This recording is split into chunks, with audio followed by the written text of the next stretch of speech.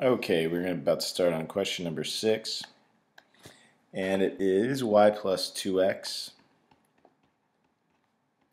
equals -1, and we have y minus 3x equals -16. Alright, nothing is solved for either variable, so I'm going to go ahead and solve for one of them. I'll just use the blue equation, and I'll subtract 2x from both sides. If I was graphing, I'd put that 2x in the negative 2x in front, but I'm not, so I'll just leave it like so. So now we're into the green equation, and so it's going to be -1 minus 2x, and then we're to the green part, minus 3x equals -16. So I'm going to combine like terms here. I have a -1. I have a -2 minus 3, or -2x minus 3x, which is -5x or minus 5x. I'm going to add 1 to both sides. Don't forget that 5x is still negative once this 1 leaves. So adding 1 to both sides gives me -15. Now I'm going to divide by -5, giving me 3. Now I'm going to plug into one of these original equations, maybe the first blue one. So let's do y plus 2 times 3 equals -1. So y plus 6 equals -1. Y is going to equal -7. So now I think the answer is this, so let's double check. So 2 times 3 is 6, plus -7 equals -1, that's good. And then -7 minus 9 is -16. So this is the correct answer. Moving on. Number 7. Now we're using elimination. So I have 4x plus y equals 8. And we have -3x minus y equals 0. I'm not using different colors here because we're not substituting, we're not graphing, we're just adding or subtracting. So what I'm looking for here is coefficients to be opposite. So that's not true in the case of these x's, but it is true in the case of these y's, because remember, when there's no coefficient, it is a 1. So we have a +1 and a -1. So I'm going to go ahead and add these two equations together. 4 minus 3 is 1, so I have an x, a 1x, and then a 1 minus 1 is 0. So I have x equals 8. That was nice and easy. Now I'm going to plug that into one of the original equations. So 4 times 8 plus y equals 8. So 4 times 8 is 32 plus y equals 8. I'm going to subtract 32 and get -24. So I think the answer is 8 comma -24. Let's check it out. Let's see. 32 minus 24 equals 8. That's true. And -24 plus 24 equals 0. So this is the correct answer. Moving on. Number 8. We have 2x plus 5y equals 20. And then I have 3x minus 10y. Don't know why I put it in different colors. It doesn't matter.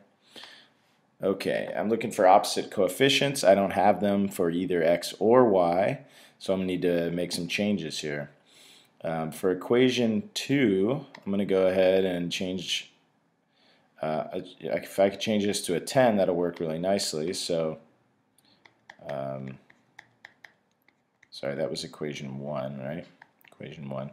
So I'm going to multiply everything in equation 1 by 2, and that will give me 4x plus 10y equals 40. Now when I line up equation 1 next to that, now I have these 10s as opposites, which is really nice. So I can add them together, and I get 7x. These cancel out, equals 77. Divide both sides by 7, and I get 11. Now I'm going to go back to one of these equations up here. So let's try the first one. So 2 times 11 is going to equal, 2 times 11 plus 5y equals 20. 22 plus 5y equals 20. Subtracting 22 from both sides gives me negative 2. And then, so y is going to be negative 2/5. Okay, so I'm a little concerned that I have a fractional answer, but since I'm essentially done, I can check it by plugging back in. So let's try it. 22. 5 times negative 2/5 is negative 2. So 22 minus 2 is 20. That's good. 33 plus 2. No, is that right? 5, 2, 4. Okay, so 10 times 2/5 is 4. So 3x, or 33 plus 4 is 37. So that does work. That is good. For those of you who aren't really solid with your multiplication of fractions, I'll write it out for you. Negative 10 times negative 2/5. These cancel and become a 2, so I have negative 2 times negative 2 equals positive 4, which is 37. Awesome, moving on to number 9. Okay, we got 3x plus 2y equals negative 10. Then I have 2x minus 5y equals 3. Alright, looking at the coefficients, nothing there, nothing there. Can't turn this into a 5, can't turn that into a 3, so it looks like we're going to have to do a change on both. So let me label these equation 1, equation 2. So equation 1, I'll write it again here so you can see what I'm doing. I could turn this into a 6 and that into a 6. We'll try that. So let's multiply equation 1 by 2. Alright, so we'll get 6x plus 4y equals negative 20. And then equation 2, so this is equation 1, and equation 2 we'll do 2x minus 5y equals 3, and we'll multiply everything here by 3. So I'm going to end up with 6x minus 15y equals 9. And now I have the x coefficients are the same, but what I actually want is for them to be opposite, because subtracting equations to eliminate can be confusing with signs and whatnot, so I'm just going to eliminate the confusion by multiplying everything by negative 1, leaving me with negative 6x plus 15y equals negative 9. So I'm going to match that up over here.